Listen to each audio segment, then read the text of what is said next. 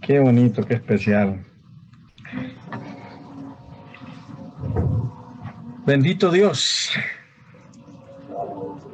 He estado viendo ahí los testimonios en línea y qué bonito es el Señor, qué lindo es Dios de verdad. Dios está haciendo una obra maravillosa en usted, en cada uno de nosotros.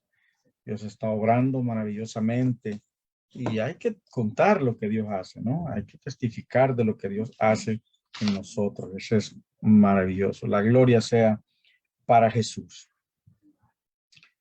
Eh, Quiero preguntarle algo hoy, usted que está ahí en su casa, y hay algo que sea incomprensible para usted, o hay personas que usted en algún momento puede decir que son incomprensibles, no las puede comprender.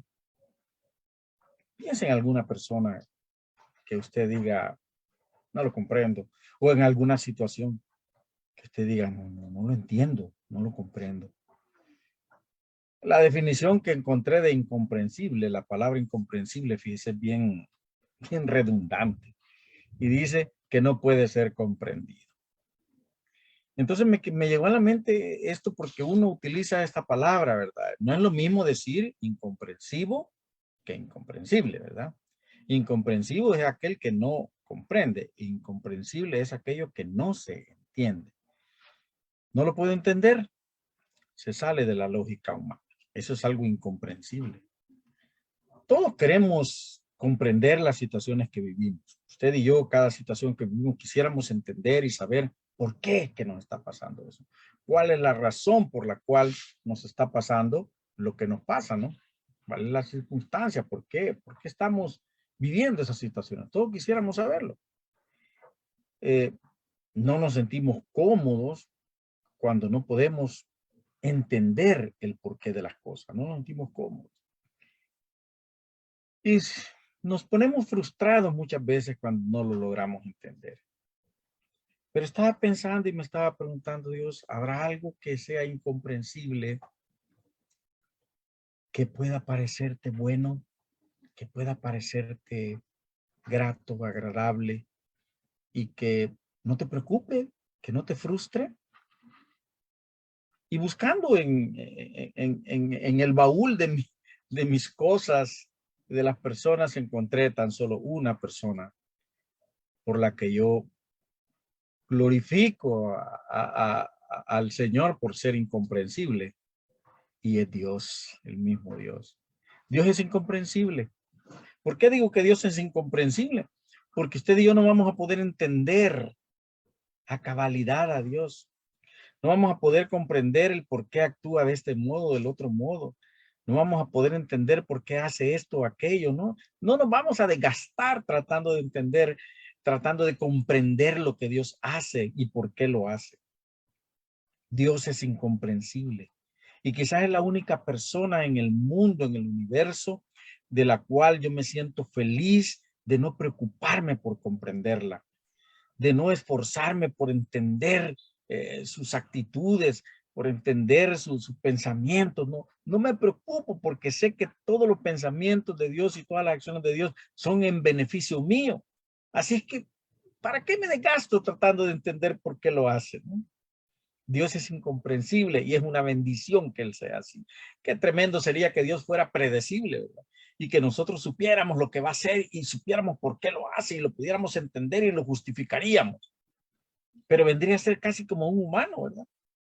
Pero Dios va más allá de lo que es un humano, de las intenciones de las personas, va más allá de los pensamientos humanos. Él es incomprensible.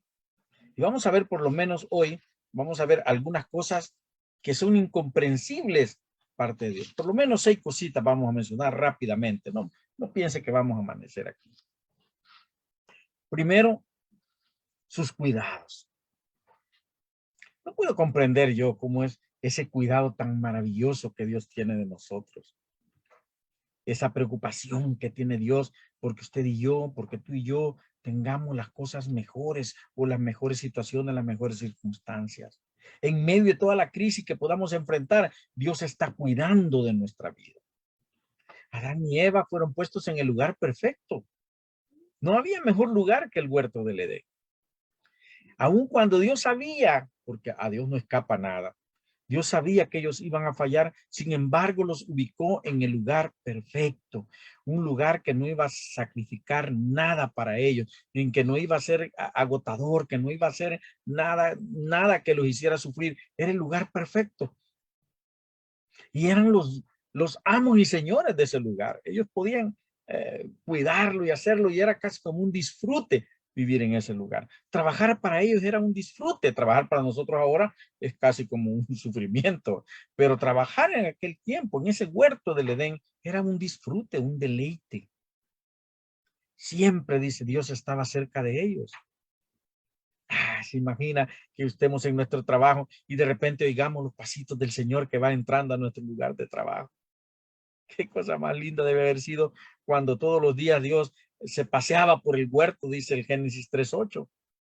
Se paseaba por el huerto, dice, y buscó a Adán y Eva y no los encontró y los llamó. Y entonces ellos tuvieron que confesar que habían fallado. Sin embargo, los cuidados de Dios no dejaron de estar para ellos. Ya no pudieron vivir en la misma circunstancia, la misma situación. Su pecado puso una barrera muy grande entre Dios y ellos, pero Dios siempre estuvo atento a sus necesidades. Los cuidados de Dios estuvieron con Israel en el desierto. Nada les faltó en el desierto. Lugares inhóspitos, lugares donde no puede habitar nadie, donde no puede decir alguien, yo voy a pasar aquí 40 años y voy a comer tranquilamente. No pasó nada de eso. Dios tuvo mucho cuidado de ellos. Por grande que sea la crisis hoy, el cuidado de Dios siempre estará con nosotros. No importa si el sueldo podemos pensar que nos alcanza o no nos alcanza, si las cosas van subiendo. Escuchaba en la televisión un día de esto, una señorita decía, sí, los tomates han subido, las papas han subido, los huevos están más caros, todo está más caro, lo que no sube son los sueldos, decía ella. Pues esa es la misma historia para usted y para mí, la misma historia para todos nosotros, pero hay una cosa que nos hace especial, y es que Dios está al cuidado de nosotros. Dios tiene cuidado de nosotros y no faltará nada en tu mesa ni en mi mesa, porque Dios tiene un cuidado que es incomprensible. Sí, es incomprensible, porque muchas veces nosotros ni siquiera las gracias le damos a Dios.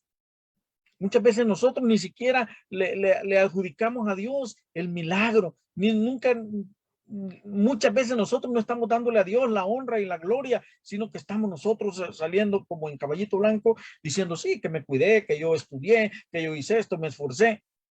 Pero los cuidados de Dios siempre están ahí con nosotros. Es algo incomprensible.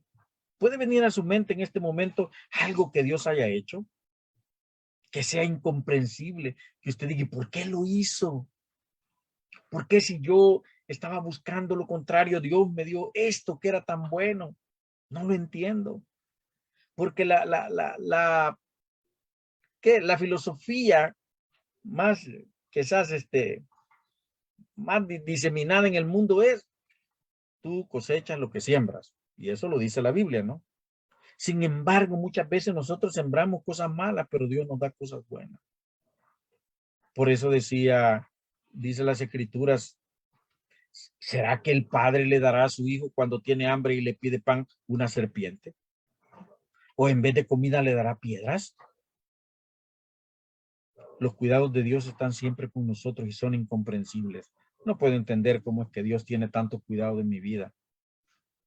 No puedo entender cómo es que Dios tiene tanto cuidado de mi vida. Incomprensible es su amor, aun cuando el hombre lo rechazó desde el principio.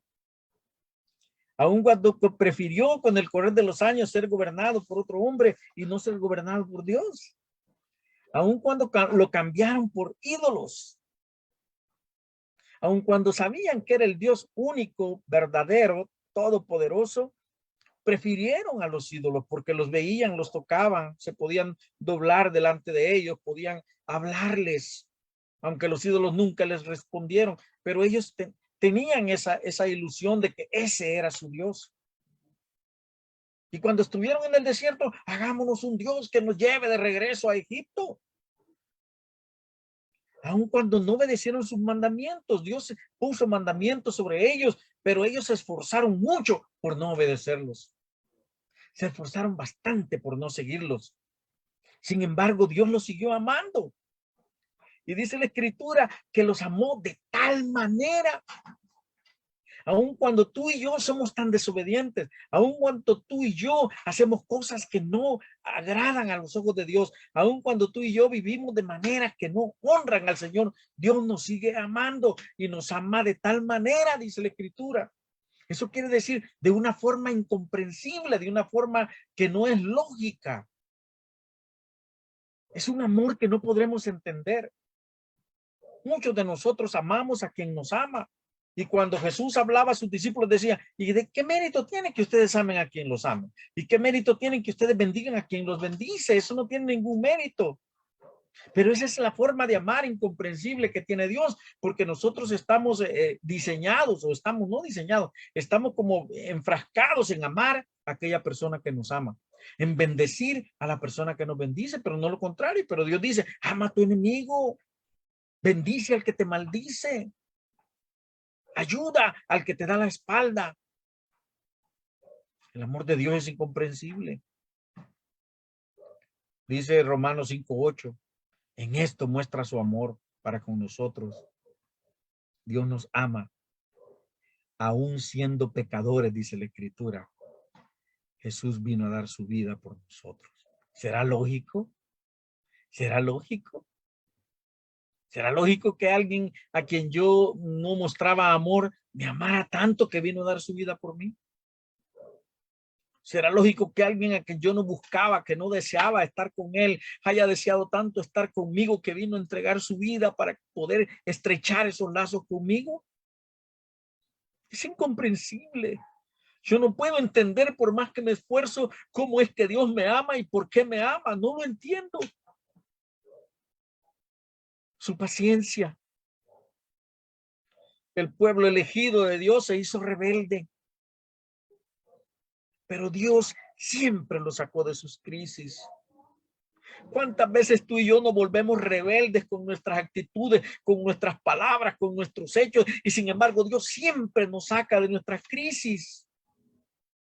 Está ahí pendiente cuando tenemos dificultades para darnos la salida, dice la Escritura, porque Dios no dejará que tú y yo seamos tentados o seamos probados de tal manera que no podamos soportar, sino que nos va a dar, dice, la salida. Qué lindo Dios. No lo puedo entender.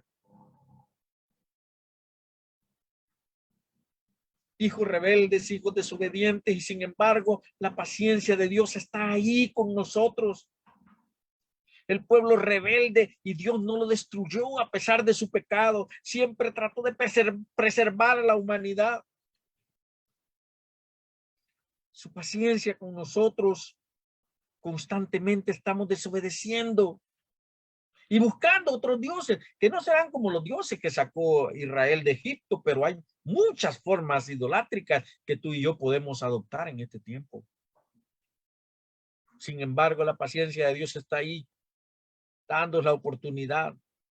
Dice la Escritura que detiene el fin, no porque se esté olvidando y no le importe cumplir su palabra, sino que dice el Señor retarda su promesa, según algunos la tienen por tardanza. No es que la retarde, es que está paciente para con nosotros, porque no quiere que ninguno se pierda, sino que todos procedamos al arrepentimiento, o sea, recapacitemos de nuestra actitud.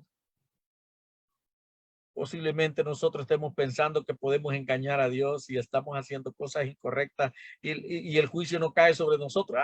Todo eso es mentira. El Señor es paciente, tiene paciencia con tu vida y con mi vida. Y te está dando oportunidad y me está dando oportunidad de que recapacitemos y cambiemos y nos transformemos y lo busquemos y nos abracemos a Él y sigamos su camino, su palabra. Dios es paciente y ha sido paciente por generaciones. Decía el salmista, misericordioso y clemente es Jehová, lento para la ira y grande en misericordia. Dios no pierde la paciencia. A nosotros, ya perdí la paciencia y estallamos en ira. Dice, Dios es misericordioso y clemente y es lento para la ira, paciente. Tiene una paciencia que tú y yo no podremos tener jamás. Y a pesar de que fallemos, a pesar de que estemos rebeldes, a pesar de que estemos a veces tentando a Dios, Él es paciente. Y es algo que no puedo entender. ¿Cómo es la paciencia de Dios? ¿Qué tan grande es la paciencia de Dios que no se termina? Infinita la paciencia de Dios. Su misericordia es algo que no puedo comprender a cabalidad tampoco. Y sí que la misericordia es la capacidad de sentir compasión con los que sufren y brindarles apoyo. Y eso es algo inherente en Dios. Es algo que no se puede apartar de Dios, no se puede separar de Dios, está como parte de su naturaleza. Dice que Dios es grande en misericordia, lo leímos en el versículo anterior. Su compasión está siempre sobre sus hijos. Podemos estar seguros de que siempre recibiremos su ayuda. La misericordia de Dios está sobre nosotros. Por eso decía el escritor bíblico en Hebreos 4:16, acerquémonos pues a él confiadamente al trono de la gracia para alcanzar misericordia, hallar gracia para el oportuno socorro. Es que es bien fácil decir, ay, pobrecito, qué lástima tengo por esta persona. Es que la misericordia no puede llegar hasta allí. La misericordia no solo es tener lástima por la persona, sino procurar brindarle apoyo, ayudarle en sus necesidades, en sus problemas, en sus crisis. Y Dios hace eso constantemente con nosotros. Ezequías, un rey muy especial en las escrituras, en el segundo libro de Crónicas 39, decía al pueblo, Ezequías estaba tratando de que el pueblo regresara, mandó mensajes por toda la nación, mensajeros por toda la nación, la gente se alegró y dijo, vamos a celebrar la Pascua. ¿Cuántos años tenemos que no celebramos la Pascua? O sea, tener esa celebración que era casi como la independencia de Israel, recordar ese día en que Dios los sacó con mano fuerte de Egipto, donde la muerte pasó alrededor de ellos y no les tocó porque la sangre del cordero había tocado los dinteles de las puertas de su casa. Recordar ese día era algo maravilloso y tenían años que no lo practicaban. Y Ezequiel, vamos a hacerlo, anúncienle al pueblo que lo vamos a hacer, y los mensajeros salieron por todo el pueblo, y una de las partes del mensaje que Ezequiel mandó a decir es, porque si os volvierais a Jehová, vuestros hermanos y vuestros hijos hallarán misericordia delante de los que tienen cautivos y volverán a esta tierra, porque Jehová vuestro Dios es clemente y misericordioso. La misericordia de Dios está realizándose en tu vida y en mi vida. Y tiene el propósito de mostrarte que nos ama, que me ama, que te ama. Y su deseo es que tú vuelvas a Él. Mira qué lindo.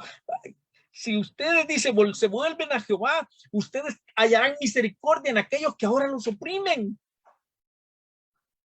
Casi como que nos digan en este tiempo, si ustedes se vuelven al Señor, ustedes le van a caer bien a su jefe. Ustedes le van a caer bien a su patrón. Ustedes se van a volver personas agradables, encontrarán misericordia, porque Dios es clemente y misericordioso. Qué maravillosa es la misericordia de Dios, no la comprendo. No puedo entender por qué ese Dios tan lindo es misericordioso a tal manera con nosotros. Su sacrificio es algo que me rasco la cabeza constantemente tratando de entender cómo alguien puede sacrificar su vida por otras personas que no lo aman. Cómo alguien puede hacer suya la culpa y sufrir el castigo por el pecado que otro cometió. Es algo pero tremendo. ¿Cómo puede ser eso? No es lógico. Es algo que escapa a nuestra comprensión. Y dice el libro de Isaías 53, despreciado y desechado entre los hombres, varón de dolores, experimentado en quebranto, y como que escondimos de él el rostro, fue menospreciado y no lo estimamos, lo despreciamos. ¿Cuántas veces lo hemos despreciado? Ciertamente llevó él nuestras enfermedades, sufrió nuestros dolores y nosotros lo tuvimos por azotado, por herido de Dios y abatido. Mas él herido fue por nuestras rebeliones, molido por nuestros pecados. El castigo de nuestra paz fue sobre él y por su llaga fuimos nosotros curados. Y para variar, todos nosotros nos descarriamos como ovejas. Cada cual se apartó por su camino, mas Jehová cargó en él el pecado de todos nosotros. Dice la escritura que fue como oveja al matadero, no abrió su boca. Ay, no sé qué sería si a mí me dijeran, tú puedes asumir la culpa de esta persona que ha sido condenada a muerte, pero antes de que muera va a ser azotado, va a ser humillado, golpeado, paseado por toda la ciudad para vergüenza, exhibido públicamente para que la gente lo vea como un delincuente. Si me piden permiso, yo diría no. Sin embargo, inexplicablemente Jesús lo hizo. Es incomprensible cómo el sacrificio de Jesús vino a pagar tu culpa y mi culpa. Como el sacrificio de Jesús vino a limpiar tu pecado y mi pecado. Como el sacrificio de Jesús vino a sanar tu cuerpo y mi cuerpo. No puedo comprender su perdón, la forma de perdonar. Nosotros decimos te perdono, pero siempre estamos revolviendo, siempre estamos regresando a aquello que nos hizo daño. Pero el perdón de Dios toma mis ofensas y las arroja donde nadie puede sacarlas. Dice la Escritura en Miqueas 7:19, tendrá otra vez compasión de nosotros, perdonará nuestras culpas y arrojará todos nuestros pecados a las oscuras profundidades del mar. ¿Sabes que es más fácil ir a la luna que ir a lo profundo del mar? La luna ya llegaron y pusieron los pies sobre ella y caminar sobre ella. Pero el lugar más profundo de la tierra, del mar, no han podido llegar, no pueden. Humanamente es imposible llegar ahí. Pues dice la Escritura que ahí es donde Dios arroja nuestros pecados, al lugar donde nadie puede llegar. O sea que nadie puede culparnos ni echarnos en cara el pecado de ayer. Porque ya Dios lo agarró y lo metió al lugar más profundo, no donde él no puede llegar, ni donde él no lo puede ver, sino a donde nadie más puede llegar. Ya fuimos perdonados, incomprensiblemente fuimos perdonados. No importa lo que hayas hecho y lo que haya hecho, fuimos perdonados y tu pecado y mi pecado fue arrojado a un lugar donde el mundo no puede tomarlo, donde el diablo no puede sacarlo para humillarte, para escarnecerte.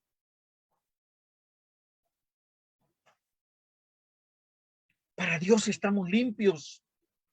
Podemos presentarnos delante de él justificados, sin culpa. Decía el apóstol a los colosenses, tomó el acta que nos condenaba, aquel papel que el diablo exhibía delante de nosotros y delante de los demás, que decía que éramos pecadores condenados al infierno, a la muerte eterna. Lo tomó, lo clavó en la cruz del Calvario y le quitó el poder a todos aquellos que nos acusaban. Los exhibió para su vergüenza por la ciudad y nos declaró libres. Rompió ese acta y nos dio un documento, un salvoconducto que dice que somos limpios, que somos libres, que somos salvos. No lo puedo entender si soy tan malo. ¿Cómo Dios puede hacer eso? Mucha gente se preocupa por entender cómo un hombre en la cárcel, cuando dice recibo a Cristo en mi corazón, se vuelve un predicador y dice, pero este hombre ha matado a tanto, ¿cómo es posible que hoy se atreva a decir que es un hijo de Dios? Es algo que no lo podemos entender. Pero así es el perdón de Dios. El perdón de Dios no es para los pecados pequeños, según tú y yo los medimos. El perdón de Dios es para el pecado. La sangre de Cristo limpia todo pecado. Y el diablo no podrá acusarnos constantemente ya, porque le fue quitado todo poder, le fue quitado todo argumento y fueron arrojados a lo más profundo del mar, donde nadie puede, ni el diablo puede agarrarlos. Somos libres de toda culpa. ¿Por qué? ¿Qué hicimos? No lo pueden comprender. Es incomprensible. Pero así es Dios, que nos ama tanto, a pesar de lo que tú y yo podamos ser.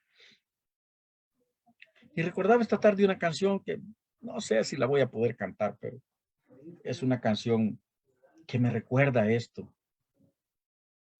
Y solo quiero decirte, preguntarte, tú eres de las personas que se pregunta por qué Dios te ama, por qué Dios te ha perdonado. Ya no te compliques. Es incomprensible, Dios es incomprensible. Disfruta tu libertad, disfruta tu perdón, disfruta la bondad de Dios, disfruta la misericordia de Dios, disfruta todos los beneficios de ser hijo de Dios. Dice este salmista que me encanta mucho. No sé cómo, pero tengo esperanza. No sé cómo, pero sé que soy feliz.